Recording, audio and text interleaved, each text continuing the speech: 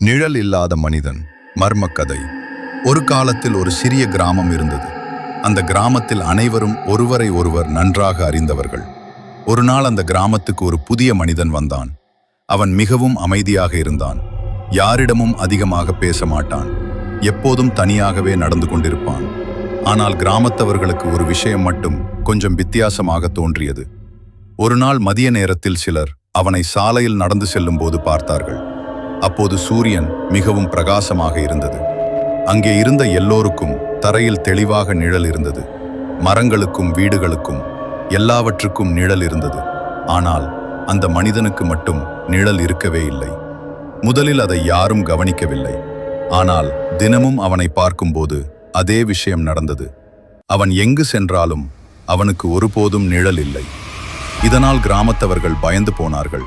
ஒரு நாள் சிலர் சேர்ந்து அவனை ரகசியமாக கவனிக்க முடிவு செய்தார்கள். அடுத்த நாள் மதியம் அவன் கிராமத்தின் பழைய கல்லறை அருகே நடந்து சென்றான். அப்போது அவர்கள் அவனை மறைந்து கொண்டு பார்த்தார்கள். அப்போது அவர்கள் இன்னும் ஒரு விஷயம் கவனித்தார்கள். அவன் நடக்கும்போது அவனுடைய காலடி சத்தமே இல்லை. இதை கண்ட கிராமத்தவர்கள் மிகவும் பயந்து போனார்கள். அவர்கள் உடனே கிராமத்தின் மூத்தவரிடம் சென்று இந்த விஷயத்தை சொன்னார்கள். அந்த மூத்தவர் சில நிமிடம் அமைதியாக இருந்தார். பிறகு பழைய கிராம பதிவுகளை எடுத்து பார்த்தார். அப்போது ஒரு அதிர்ச்சியான உண்மை தெரிந்தது. அந்த மனிதன் போலவே இருக்கும் ஒருவர் 20 வருடங்களுக்கு முன்பே இறந்துவிட்டார்.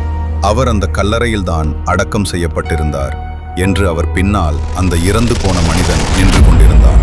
அடுத்த நாள் கிராமத்தவர்கள் அந்த மனிதனை தேடினர். ஆனால் அவன் கிராமத்தில் எங்கும் இல்லை.